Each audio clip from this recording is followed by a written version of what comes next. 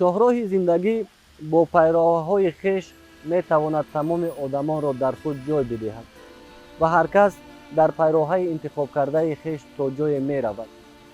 یکی تا نیمه راه، دیگری تا آخر. یکی موفق می شود، دیگری از شکست روزگار خیش پیراهای خیش را عوض می کند.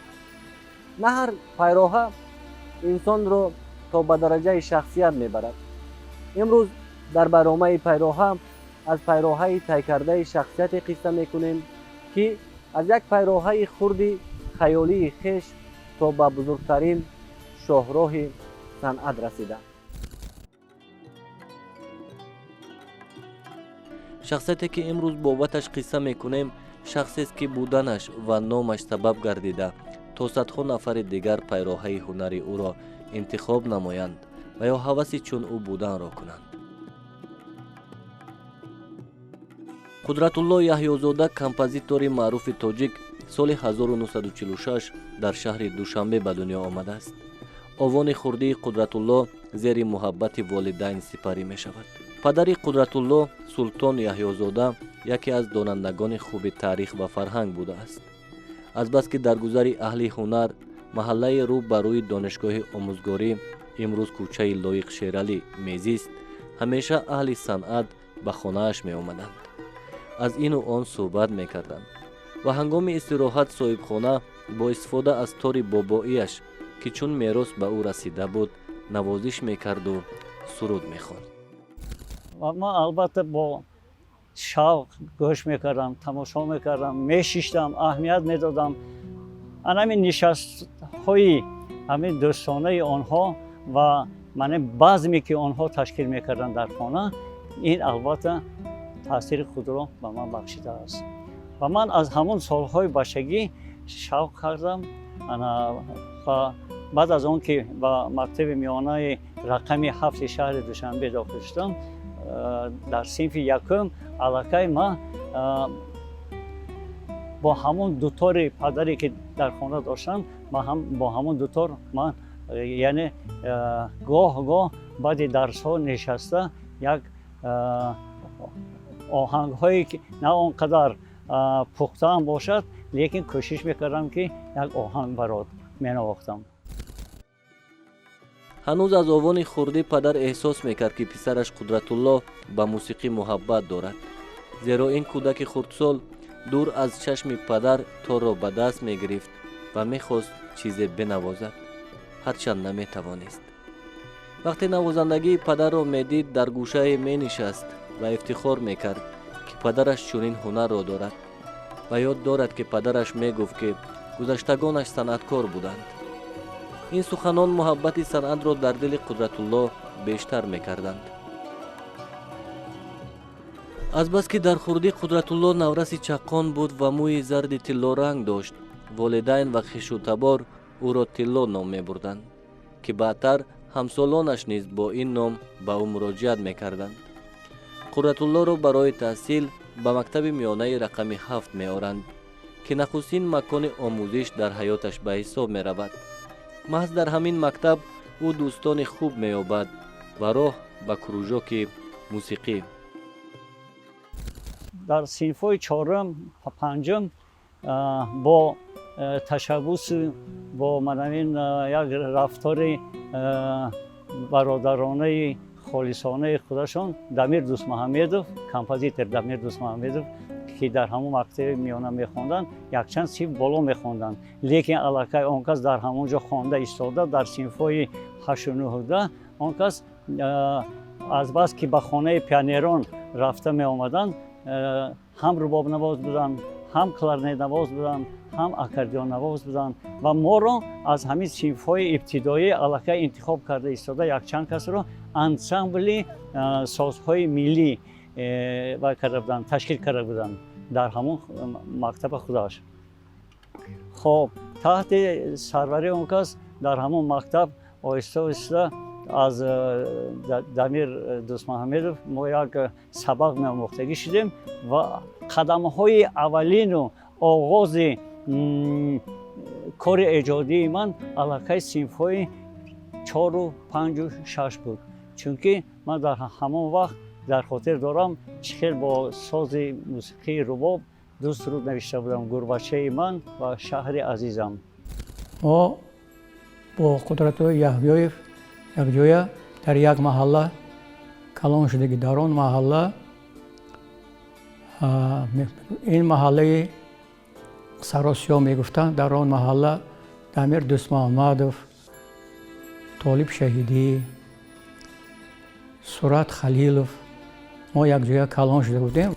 Қудратулло Яҳъёев мегӯяд, ки барои интихоби шоҳроҳи санъат ва ё ки композиторӣ барояш на устодон ва на ягон шахсияти дигар, балки меҳмонони падараш сабаб шудаанд, то ӯ санъатро дӯст дорад ва ба қадри он бирасад. Ва ҳамин гунаам шудааст, ки аз суҳбати ҳар як меҳмони падар ӯ сухане омӯхта, аз навозиши ҳар як меҳмони падар навозишеро аз худ карда ва дар зиндагӣ истифода намудааст. чун худи Қудратулло мегӯяд, нахустин оҳангҳояшро ҳангоми мактабхониаш офаридааст. бо саҳм ва пешниҳоди Дамир Дӯстмуҳаммедов ҳини мактабхонӣ ба хонаи пионерон роҳ меёбад ва он ҷо бо ҷавонони дигар ба дастаи ҳунармандон барои иштирок дар барномаҳои консертии мактабиву ноҳиявӣ иштирок мекунад. баъд аз манавин тамом кардани синфи 8 дар ҳамин мактаби миёнаи рақами 7 боз ҳамон устод Хаимов омаданду аз байни моҳон ҷудо карда гирифтанд барои давом додани хондан дар омӯзишгоҳи мусиқии шаҳри Душанбе. ва баъди синфи 8 на ҳама яъне розӣ шуд, як хело давом додан, синфи 9, 10, 11 хондан. мо як 3 нафар рафиқо рафтем ба омӯзишгоҳи мусиқии шаҳри Душанбе дохил шудем. лекин мо бисёр мехостем, ки пеш аз ҳама композитор шавем, мисли Дамир Дӯстмуҳаммедов, мисли Аъзам Солиев, мисли Сурат Халилове, ки инҳо мо дар як гузар зиндагӣ мекардем ва инҳо аз мо якчанд сол калон шуда истода, аллакай барои мо ибрат буданд дар соҳаи ҳамин эҷод кардани мусиқӣ. Мы жили в одном с ним районе. Я на Пионерской за 8 марта, а он жил где Гурбаня. И мы 5:30 утра встречались у пединститута. Я там лепешки горячие с маслом, или он это, а он виноград, или я виноград. И мы по дороге шли, пока транспорт не начинал работать. Мы занимались с 6 утра до 10 вечера в училище. Мы очень многому научились вот у наших педагогов. часпу талош ва хоҳиши ӯро ба инобат гирифта, устодон ӯро барои идомаи таҳсил ба коллеҷи мусиқии шаҳри Душанбе тавсия медиҳанд. ҳини ба коллеҷ роҳ ёфтан, Қудратулло аз дунёи мусиқӣ огоҳ набуд. ба ин хотир барои оне ки нотаро донаду бо он кор карда тавонад, беш аз 1 сол лозим меояд. бояд изҳор дошт, ки аз солҳои 30-40 асри гузашта сар карда, тибқи ҳамкориҳои Вазорати фарҳанги Ҷумҳурии Тоҷикистон, як қатор донандагони санъат аз Русия ба Тоҷикистон омада буданд ва маҳз ҳузури онҳо дар донишгоҳу донишкадаҳои Тоҷикистон сабаб гардидааст, то як қатор ҷавонони соҳибистеъдод роҳ ёбанд ба бузургтарин донишкадаҳои собиқ Иттиҳоди Шӯравӣ. Тило, я с ним познакомилась в 1963 году, когда поступила в музыкальное училище. У нас был потрясающий курс, где мы стали знакомиться, и когда он назвал себя Тило, вначале сказал Қудратулло, а потом говорит: нет, я Тило. Ну, мы так это Қудратулло, Тило. А потом уже, когда мы в процессе обучения, 4 года мы занимались в училище, мы пришли к выводу, что это не Қудратулло, а Тило. Самый настоящий золотой человек. Человек, который мог прийти в любое время, помочь, несмотря на то, что плохо ему, неплохо со здоровьем, я имею в виду.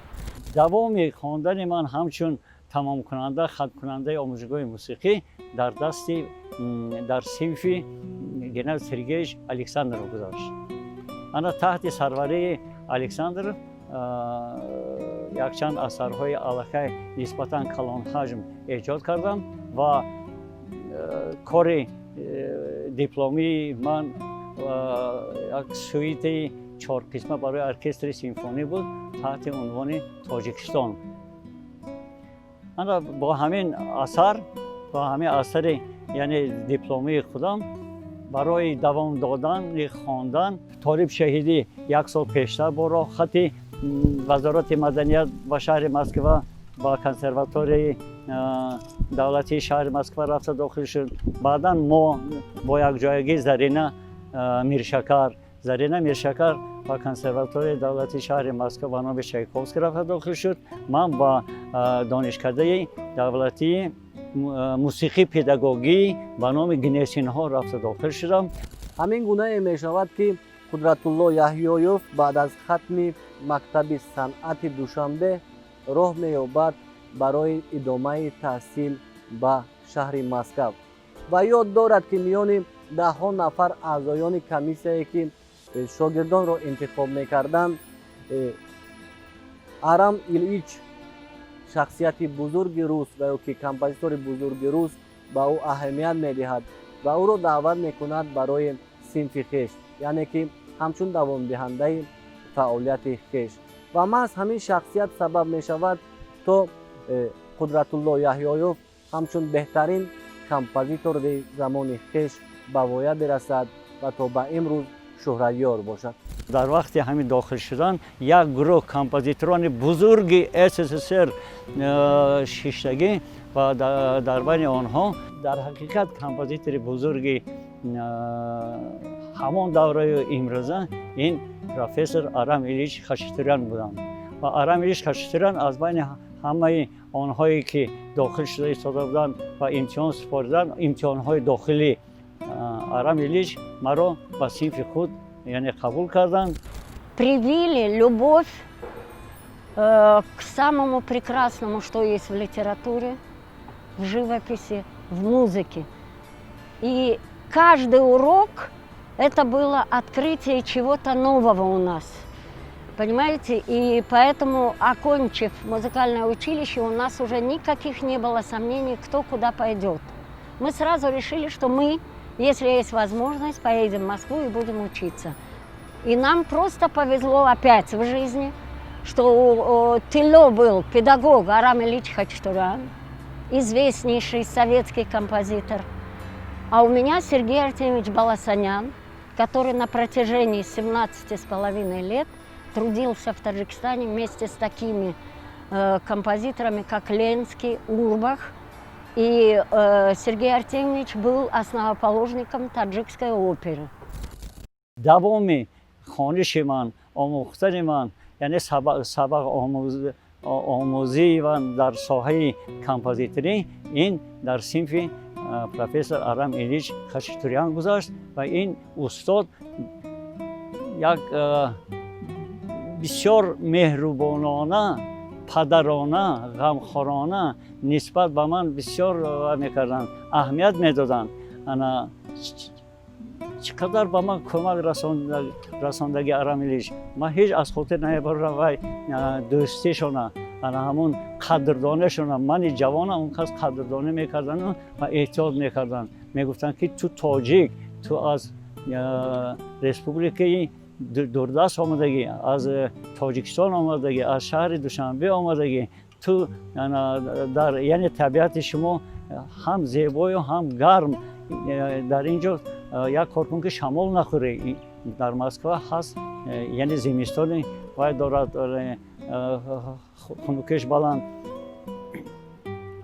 ғайр аз рӯзҳои сешанбею чоршанбее ки мо дарс мегузаштем, боз ба хонааш таклиф мекарданд. ба хонааш таклиф мекарданду яъне мо дар ҳамон хонаи толори калони хонашон рояли сиёҳи калон буд ва дар ҳамон паси роял нишаста мо яъне асарҳои худамонро нишон медодем.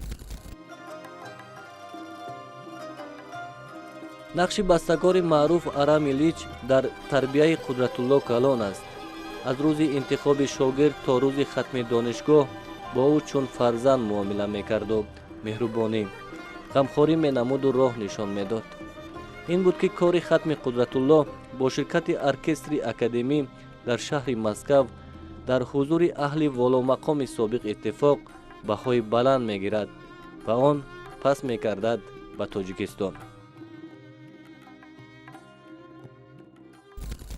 якумин суруде ки баъди оиладор шуданам яъне эҷод гардид, ин ба шеъри Ҳадиса Қурбонова Шукрона ном дошт.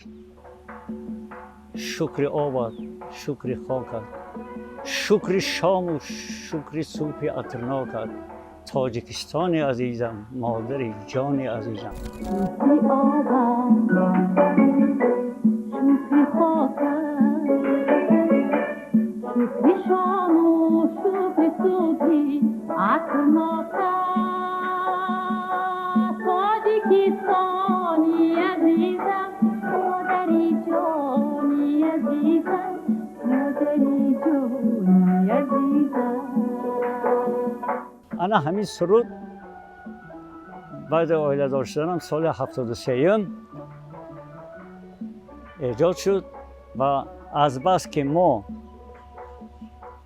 تا همون سالهای 73 از سالهای آموزشگاه موسیقی سر کرده با یکی از سراینده های خوش آواز، خوش بلبل، هنرپیشه خلقی تاجیکستان نقره رحمتова ما بسیار همکاری میکردیم و همین سرود ما پیش از همه پیش نظرم و همین اپه نقره به نظر داشتم دیدم و این سرود شکرانه رو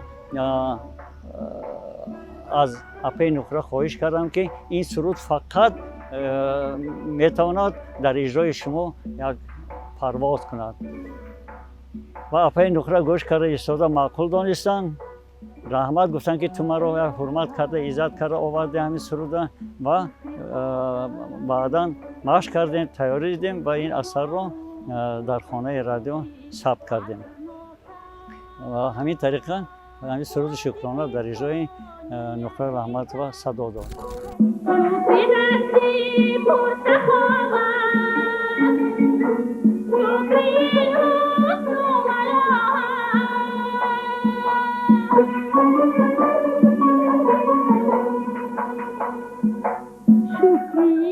суруди шукрона ки ба қалами шоира Ҳадиса Қурбонова тааллуқ дорад, нахустин оҳангест ки Қудратулло тавонист онро бо ҳама бузургиву нозукиҳо муаррифӣ карда бошад.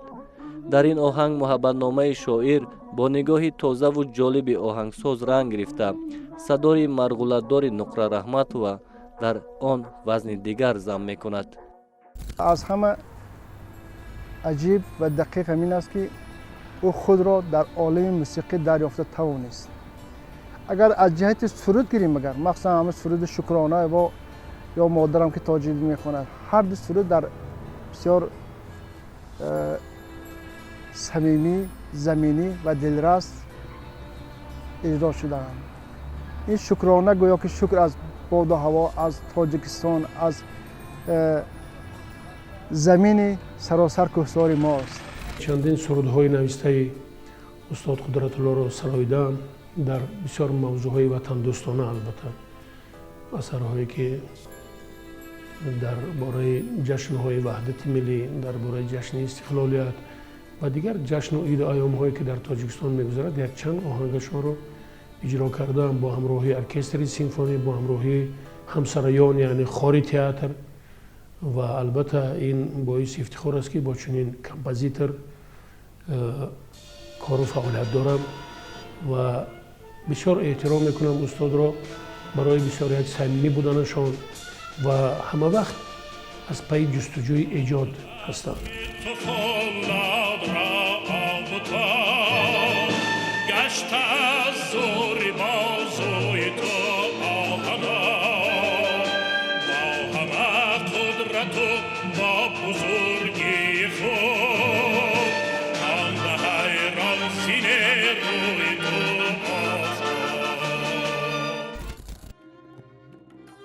оғози фаъолияти ӯ дар бахшҳои гуногуни фарҳанги кишвар сабаб мегардад то ӯ бо аксари ҳунармандони кишвар сару кор бигирад.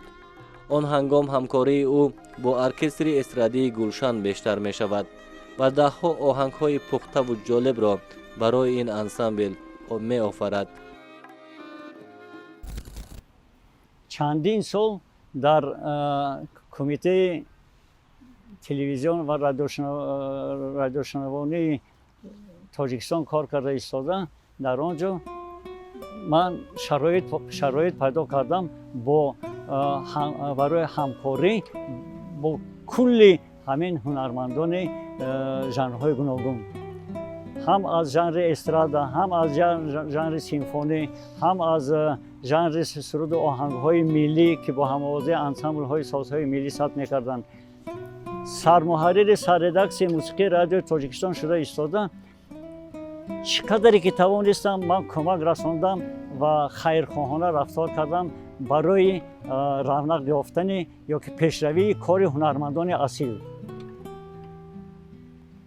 ман аз хотир наебаронам ҳеҷ вақт чӣ хел бо муқаддас набиева, бо тоҷиддин муҳиддинов, бо раҳима шалоер, бо умар зиёев, бо баҳодир неъматов, бо мағфират ҳамроқулова, яъне он вақт ин ансамбли ҳозираи гулшан таҳти сарварии орифшоҳ орифов бисёр яъне ба муваффақиятҳо сазовор шудагӣ, чӣ қадар барои рушди санъати эстрадӣ, жанри эстрадӣ хизмати орифшоҳ орифов бисёр калон аст ва орифшоҳ орифов буд ки ҳамин хел ҳайатро ҷамъ карда тавонист, ҳамин хел ҳунармандони болояқатро, хушовозро ҷамъ карда тавонист ва жанри эстрадиро ба пеш бурд, равнақ ёфт, сайқал дод жанри эстрадиро.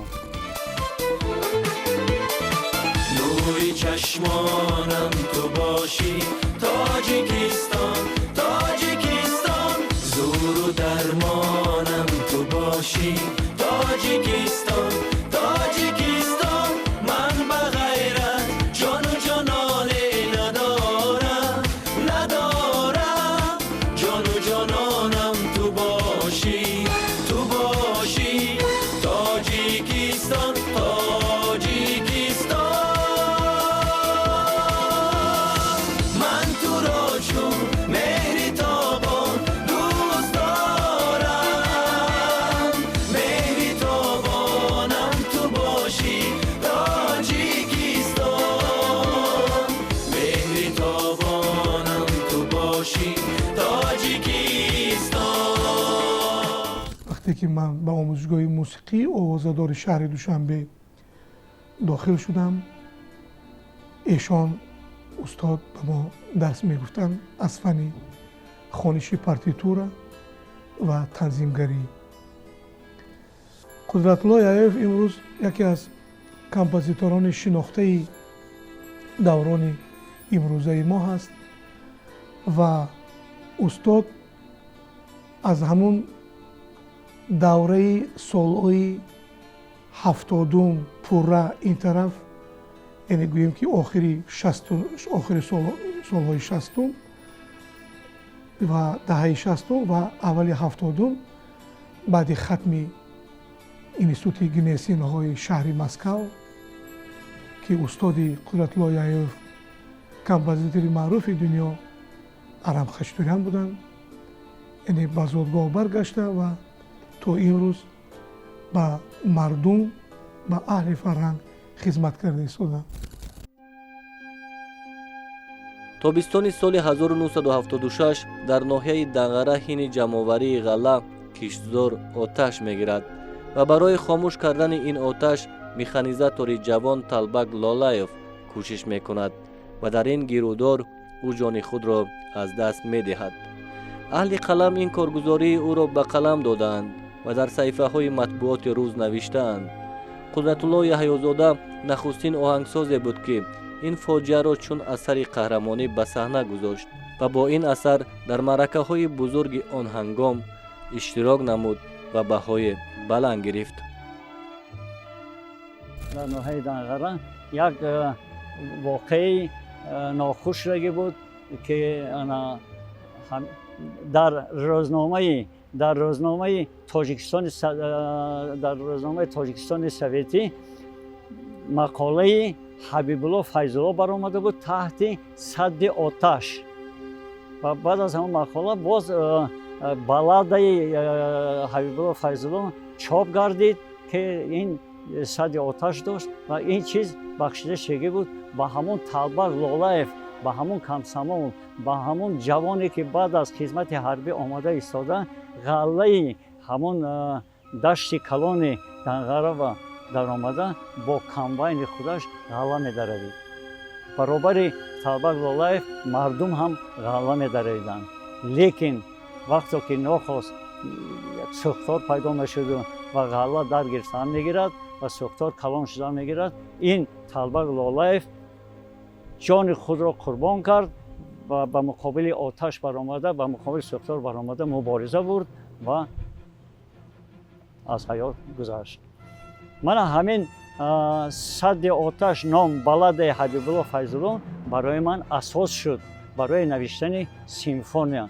ҳамин симфонияро баъд ман ном мондам хотираи Талбак Лолаев. вақте ки дар Москва, дар шаҳри Москва соли 80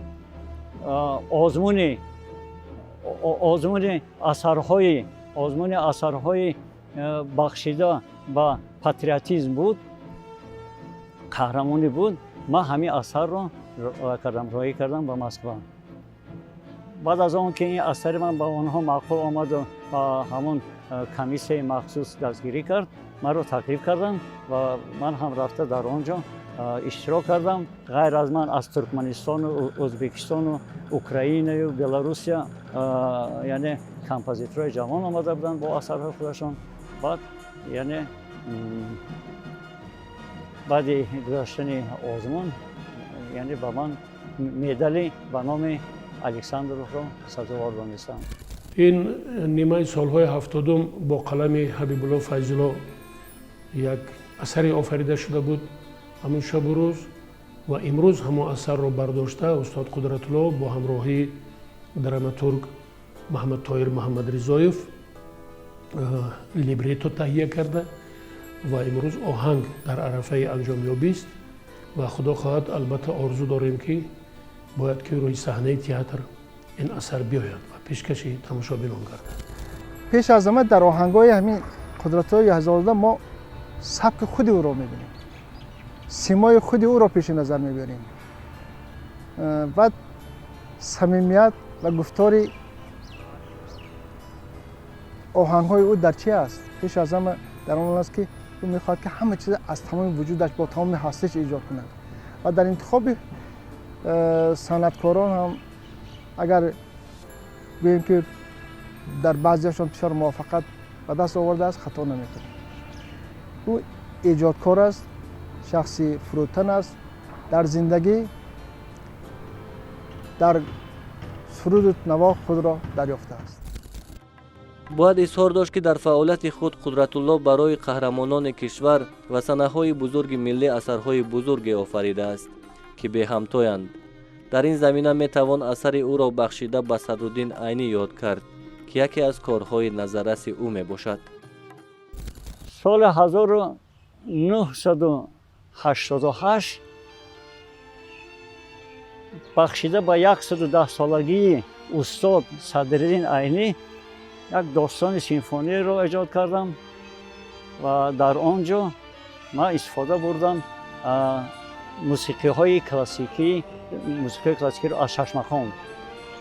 чунки хеле ки медонем устод Садриддин Айнӣ умуман солҳои бачагии худашонро, наврасии худашонро, бачагии ҷавонии худашонро дар ҳамин муҳит яъне инқас тарбия ёфтагӣ ва аз ҳамаи ҳамин яъне жанри ё ин ки мусиқии классикии Шашмахон инкас чӣ қадар мақолаҳо доштанд инкас нисбат ба Шашмахон.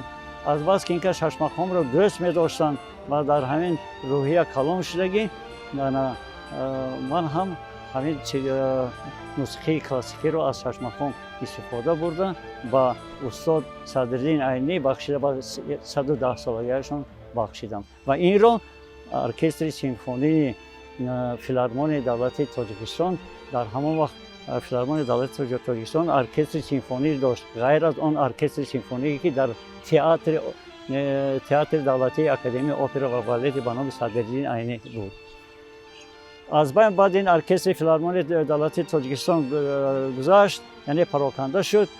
خوشبختانه هزارها مراتب من شکر میکنم که پیشوای معظم ملت با همین شرافت همین کس، با دستگیری و کمک همین کس، حاضر ما باز یک ارکستر دولتی سیمفونی پرزیدنتی تشکیل کردیم. انا حاضر همه ارکستر دولتی سیمفونی پرزیدنتی که در نزد دستگاه اجرایی پرزیدنت جمهوری تاجیکستان فعالیت دارد. باور میکنید این خوشبختی هم کمپوزیتوران، هم هنرمندان، هم منامین اهل ادب، مردم تاجیکستان، چونکه ما باید در ساحه موسیقی کسبی تاجیکستان را، خلق خودمان را باید یعنی چیکار کنیم؟ رونق برای رشد این ما باید کوشش کنیم، تلاش کنیم.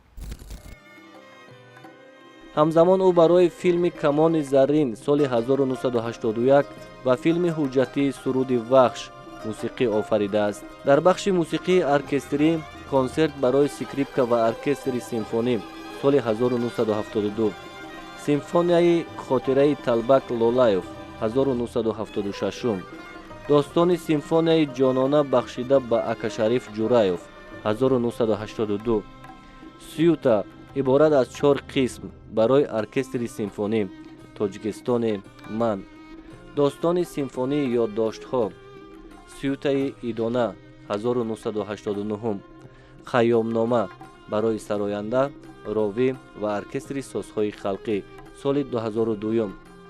تا به امروز بیش از 10 موسیقی کامروی، بیش از 20 موسیقی برای تئاتر، بیش از 20 موسیقی وکالی، 5 کتاب درسی عملی برای شاگردان نوشته و امروز به تربیت صنعتکاران جوان مشغول است.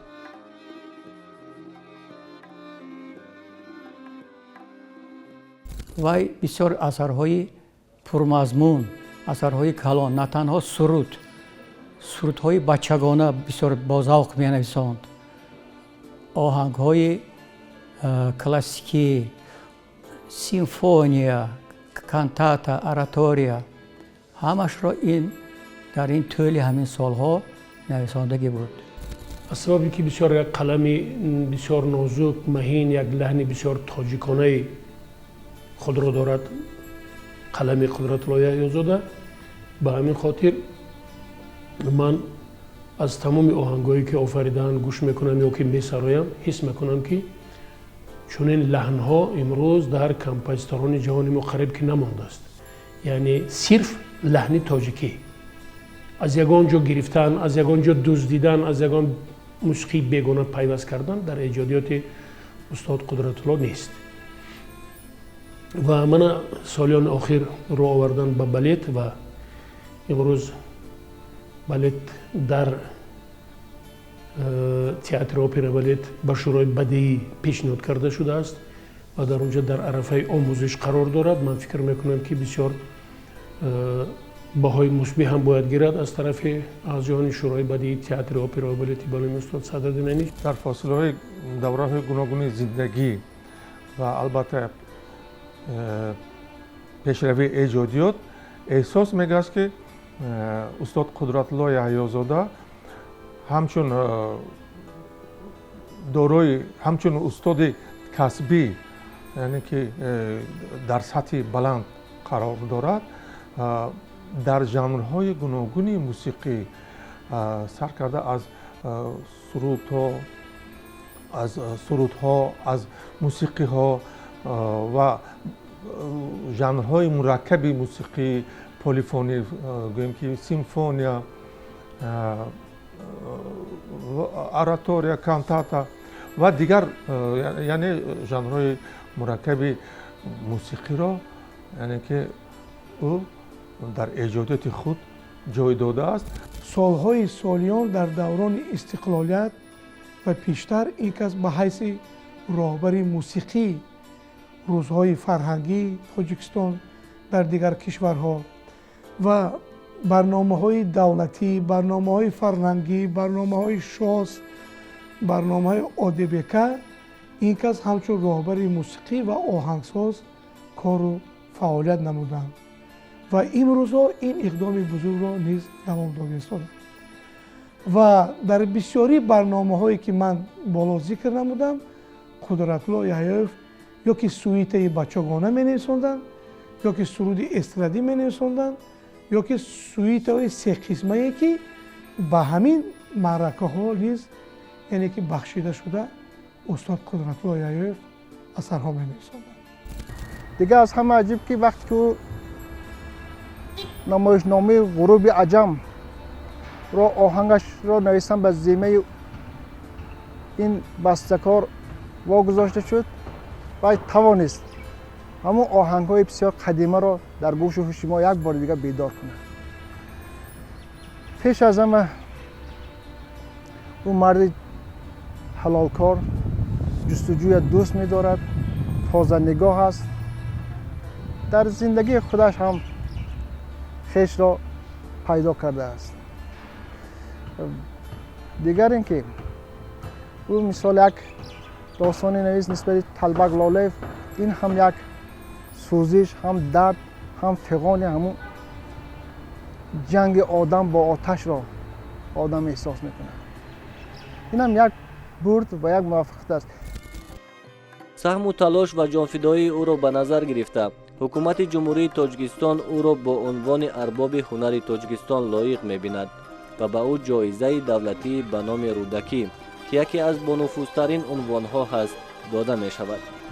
امروز او دولت پیری می‌راند و پیوسته تلاش به ایجاد دارد، می نویسد، می آفرد و برای زمینه ایجادی شاگردان سهم می‌گیرد. شکرانه از دیار آباد و صلح و ثبات دیار می‌کند. همین گونه در پیراهی انتخاب کرده خویش قهرمان ما با بزرگترین کمپوزیتوران جهان، با بهترین هنرمندان تاجیکستان هم قدم می شود، هم شین می شود، هم صحبت می شود و صدها آهنگ می آفرد و صدها سیمفونیا می آفرد تا تواند صنعت کسبی تاجیک را معرفی کرده باشد. امروز او استاد است و شاگردان را در این راه تربیت می کند. امید می کند که میان همین شاگردان امروزه خویش کمپوزیتوران بزرگ را برای فردا ببیند. از راه انتخاب کرده خویش، از زندگی خویش، از تقدیری که خداوند برای او داده است البته شکرانه میکنم. محبت من، عشق من نسبت به وطنم، نسبت به تاجیکستانم، نسبت به شهر عزیزم، من افتخار دارم از این مردم شریف تاجیکستان. من افتخار دارم از پیشوای معظم ملت محترم امام علی رحمان، یعنی برای مهنت و خدمت کردن تیار هستم در نزد مردمم و وطنم.